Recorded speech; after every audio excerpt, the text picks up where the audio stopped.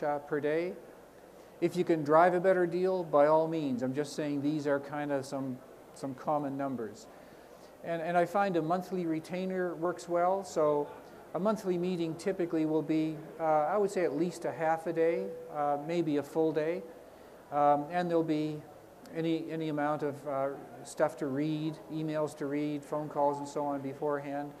So generally, what some of the folks I work with will say is, okay, 6 hours a month, 10 hours a month or something, and just charge a flat rate. And whether there's a long meeting or a short meeting or lots of phone calls or whatever, it just seems to work out. This is almost a silly little detail, but people that prepare checks usually like to get a piece of paper that says it's time for the check. So even though you and the founder and the advisor might have had a firm handshake, might have signed an agreement to pay something, months can go by and nothing happens. And so there's the awkward thing, well, I thought we agreed on so much a month.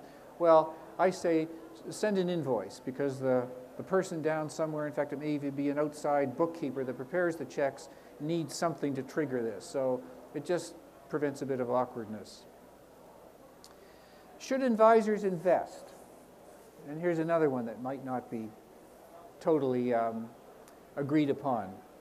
The folks I work with, we recommend no. Now, I will agree, when things are going well, when you're executing your plan and the company is succeeding, advisors and investors can feel all happy in the same way. But we all know things don't work that way.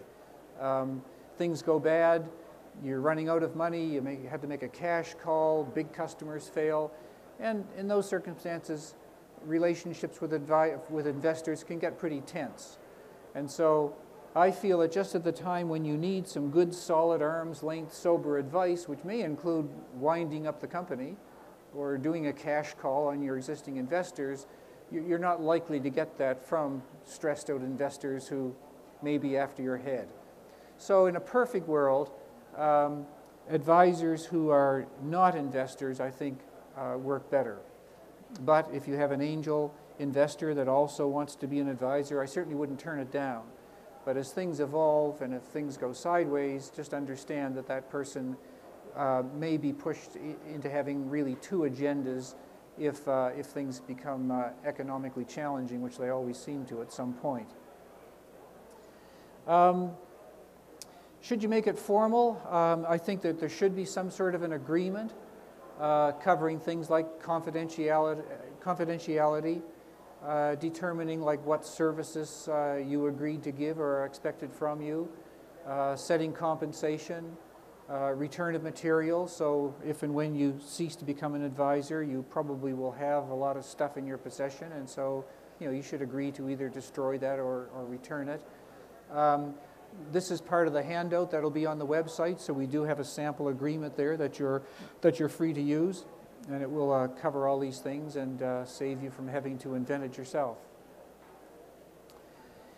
So I'm coming to the end here, so just in case you're still wondering why should advisors do this, and I speak from one that does quite a bit of this now, you certainly get to engage with interesting people and interesting topics. That one example I showed earlier on is very much into ocean technology and the whole business about climate change and the disappearing salmon and so on.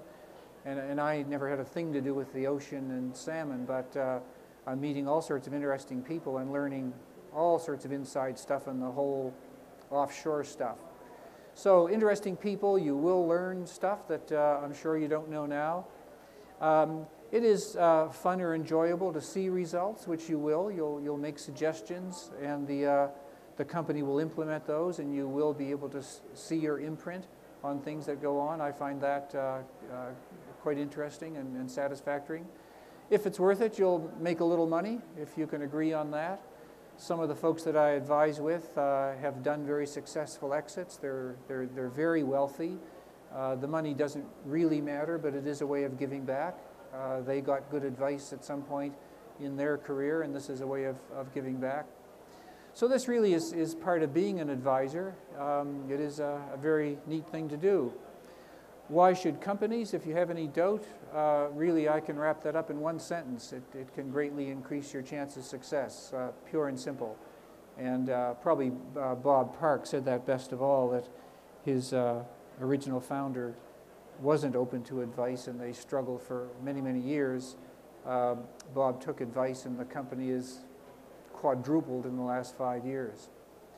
So that's really sums up the whole notion of being on advisory boards, best practices. As I mentioned, this is all written down. It'll be available on the Viatec website through a link. And at this point, if there are any questions, I'd be pleased to take them.